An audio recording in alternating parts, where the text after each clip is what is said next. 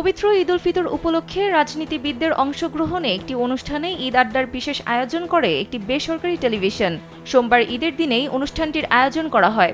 ওই অনুষ্ঠানের ১৯ মিনিট ৪০ সেকেন্ডে উপস্থাপক আমন্ত্রিত অতিথিদের নিয়ে নির্বাচনী ক্যাম্পেইনের একটি উদ্যোগ নেন।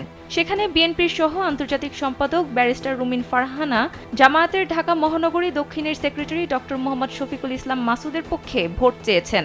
এদিকে তার নির্বাচনী ক্যাম্পেইনের অংশটুকু সামাজিক যোগাযোগ মাধ্যমে ছড়িয়ে পড়লে তা দ্রুত ভাইরাল হয়ে যায়। এ ধরনের আয়োজনকে অনেকে ইতিবাচকভাবে দেখছেন, আবার অনেকে প্রশংসাও করছেন। এ সময় রুমিন ফারহানা বলেন, আগামীর রাজনীতি নতুন রাজনীতি, আগামীর রাজনীতি পরিবর্তনের রাজনীতি। এখন যে কোনো ব্র্যান্ডের পুরাতন এসি বদলে নতুন ওয়ালটন এসিতে উপভোগ করুন 25% ছাড়।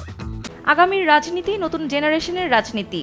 সেই নতুন জেনারেশনের একজন অতি মেধাবী পিএইচডি ডিগ্রিধারী মাসুদকে আপনারা ভোট দেবেন, জয়যুক্ত করবেন এবং এলাকার উন্নয়নে তিনি সবাইকে গ্যারান্টি দিয়ে বলেন তিনি অসাধারণ ভূমিকা পালন করবেন। পরে ডক্টর শফিকুল ইসলাম মাসুদ বলেন, আমার বিজয় এবার আল্লাহ ছাড়া আর কেউ ঠেকাতে পারবেন না, ইনশাআল্লাহ। অনুষ্ঠানটির এই অংশটি এখন সামাজিক যোগাযোগ মাধ্যমে ভাইরাল।